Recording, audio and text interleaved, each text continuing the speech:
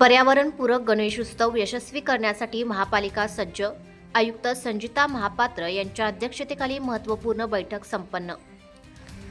Plaster of पॅरिसला फाटा देऊन शाडू मातीच्या मूर्ती वापरण्याचे आवाहन. यंदा प्रथमच स्वतंत्र समन्वय गट स्थापन करणार. आगामी गणेशोत्सव पर्यावरणपूर्वक, प्लास्टिकमुक्त व प्रदूषणमुक्त वातावरणात साजरा करण्याच्या अनुषंगाने सांगली, मिरज, कुपवाड शहर महानगरपालिकेतर्फे व्यापक तयारी सुरू करण्यात आली आहे. या पार्श्वभूमीवर 30 जुलै 2026 रोजी महापालिका मुख्यालय येथे महापालिका आयुक्त संजिता महापात्र यांच्या अध्यक्षतेखाली बैठक पार पडली.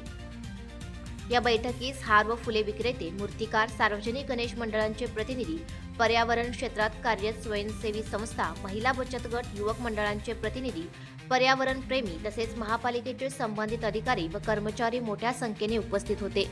प्लास्टर ऑफ पॅरिसच्या मूर्तीचा वापर पूर्णपणे टाळून पर्यावरणपूरक शाडू मातीच्या मूर्तीचा वापर करण्याचे आवाहन यावेळी करण्यात आले. प्लास्टिक किंवा कृत्रिम फुलांऐवजी नैसर्गिक फुलांचा वापर करावा. थर्माकोल व सिंगल यूज प्लास्टिकच्या वापरावर पूर्ण बंदी असून सजावटीसाठी पर्यावरणपूरक साहित्याचा अवलंब करावा अशा सूचना देण्यात आल्या. नदीपात्रात प्रदूषण टाळण्यासाठी घरगुती व सार्वजनिक गणेश मूर्तीचे विसर्जन महापालिकेमार्फत उभारण्यात येणाऱ्या कृत्रिम विसर्जन कुंडामध्येच करण्याचे आवाहन करण्यात आले. तसेच निर्माल्य नदीपात्रात न टाकता निर्माल्य कुंडामध्येच जमा करण्यासाठी विशेष व्यवस्था केली जाणार आहे. नियमांचे उल्लंघन करून प्लास्टिक किंवा प्रतिबंधित साहित्याची विक्री करणाऱ्या आस्थापना व विक्रेत्यांवर नियमानुसार दंडात्मक व कायदेशीर कारवाई करण्यात येणार आहे.